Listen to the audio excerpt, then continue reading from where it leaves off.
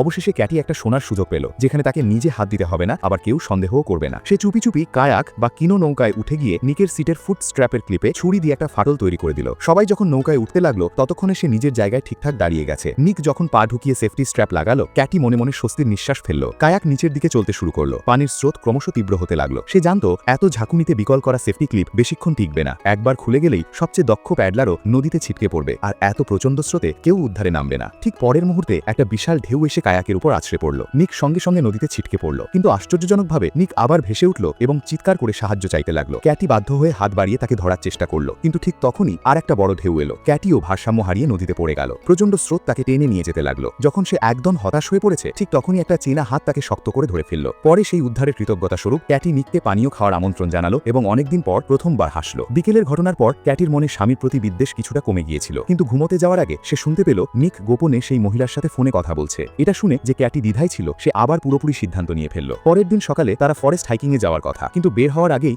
একটা দারুণ ফিগারের মহিলা তাদের ডাকলো। ক্যাটি তাকে দেখেই চমকে উঠল, এ তো সেই ভিডিওর মহিলা। ক্যাটি মজার চোখে স্বামী আর সেই মহিলার দিকে তাকালো। নিক তাড়াতাড়ি ব্যাখ্যা করতে লাগলো, আরে অফিসের কলিগ, এখানে দেখা হয়ে যাবে ভাবিনি। কিন্তু আরও অবাক করা ব্যাপার, সেই মহিলা ক্যাটির নাম জানে এবং তাকে জড়িয়ে ধরে আদর করলো। একটু পরে একজন লম্বা চওড়া পুরুষ এসে হাই হ্যালো করলো। মহিলা লিনা তাকে পরিচয় করিয়ে দিল, এ তার বয়ফ্রেন্ড স্যাম। সে দুজনকে একসাথে ঘুরতে যাওয়ার আমন্ত্রণ জানালো। ক্যাটি লক্ষ্য করলো নিক আর লিনা পেছনে লুকিয়ে লুকিয়ে কথা বলছে। ক্যাটির সুযোগ বুঝে স্যামের কাছে গিয়ে খুব সাধারণভাবে লিনার কথা জিজ্ঞেস করলো। স্যাম তার গার্লফ্রেন্ড সম্পর্কে একদম কিছুই জানে না, পুরোপুরি অন্ধকারে। আসলে ক্যাটি অনেক আগেই লিনা বা সেই মহিলার সব খবর জেনে ফেলেছে, এমনকি তাকে ফলোও করেছে। এই মুখোমুখি হওয়াও তার পরিকল্পনার অংশ ছিল। হাঁটতে হাঁটতে সবাই ক্লান্ত হয়ে নদীর ধারে বিশ্রাম করছিল। লিনা হঠাৎ বলল সাঁতার কাটবে, বলেই জামা কাপড় খুলতে শুরু করলো। নিক লজ্জা ঢাকতে বলল আমি একটু বাথরুম করে আসি, কিন্তু যাওয়ার সময় তার চোখ লিনার শরীর থেকে সরছিল না। একটা গর্তে পা পিছলে সে পুড়ে গেল। লিনা তাড়াতাড়ি ছুটে গিয়ে তার খোঁজখবর নিতে লাগলো। লিনার ঝুঁকে পড়া মুখের দিকে তাকিয়ে ক্যাটির চোখ একদম ঠান্ডা হয়ে গেল। নিকের চোটের জন্য ট্রিপ আগেভাগেই শেষ করে হোটেলে ফিরে এলো সবাই। রাতে কয়েক পেক খাওয়ার পর সবাই নিজ নিজ রুমে। ক্যাটি আর সহ্য করতে পারল না। নিক যখন তার সামনেই লিনার সাথে চোখাচোখি করছিল, তখন দুজনের মধ্যে তুমুল ঝগড়া হয়ে গেল। নিক আর ঝগড়া করতে না চেয়ে একটা জ্যাকেট নিয়ে দরজা দিয়ে বেরিয়ে গেল। ক্যাটি একা বাড়ি গিয়ে মদ খেতে লাগলো। ফিরে আসার সময় করিডোরে লিনার সাথে মুখোমুখি হয়ে গেল। অন্যদিকে নিকের ফেলে যাওয়া ফোনে ক্যাটি দেখল লিনার পাঠানো একটা ডেটের মেসেজ, মাত্র কয়েকটা শব্দ, কিন্তু সেটাই তার শেষ ধৈর্যের শেষ সুতো ছিঁড়ে দিল। সে পাগলের মতো বৃষ্টির মধ্যে ছুটে বেরিয়ে গেল সোজা সেই নির্ধারিত ক্লিফের দিকে। সেখানে সে দেখল দুজন ঠিকই এসেছে। তারপর সে একজনকে ধাক্কা দিয়ে খাদে ফেলে দিল। হোটেলে ফিরে এসে সে শান্তভাবে শরীরের সব প্রমাণ ধুয়ে ফেলল। নিকের ফোন থেকে মেসেজ ডিলিট করলো, রুমের সব ঝগড়ার চিহ্ন মুছে ফেলল। তারপর নিকের ফোন দিয়ে একটা ফ্রেন্ডস সার্কেল পোস্ট করলো। পুলিশের জিজ্ঞাসাবাদের জন্য সে আয়নার সামনে দাঁড়িয়ে প্র্যাকটিস করতে লাগলো। মুখের ভাব, কথার সুর